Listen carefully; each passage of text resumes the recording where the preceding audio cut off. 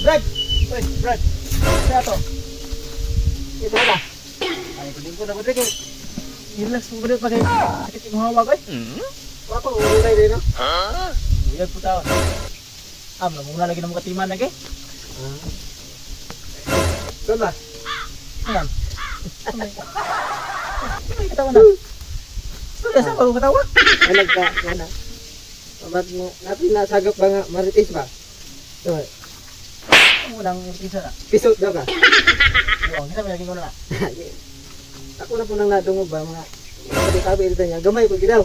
Tuo mo ka. Tuloy ka. Ako ba? Pisot rin ka pre? Hindi nga makapisot to. Okay lang. Sorry dito ko. Nani, lumapog ka. Lunjo gitu ba? Pari lunjo gitu. Yang po budi ka dai.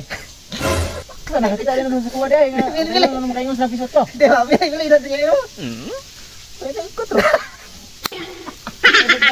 Ang pisot ta. Gaya ka mo pre. Dili din natin. Dali ra makadiri nga. Dili din natin ko ka sapot oy. Dili ko, tanaw mo ka.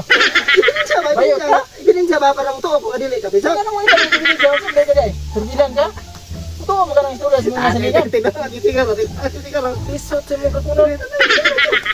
Tanaw ako. Parang tuwa dyan ka nga kuhan.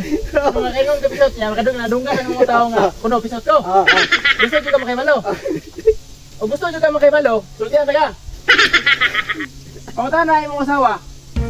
O pisot pa ko. O gamay ba niya ako Bata, nagagyaw-yaw. Dyan nila ka sa eskuwag.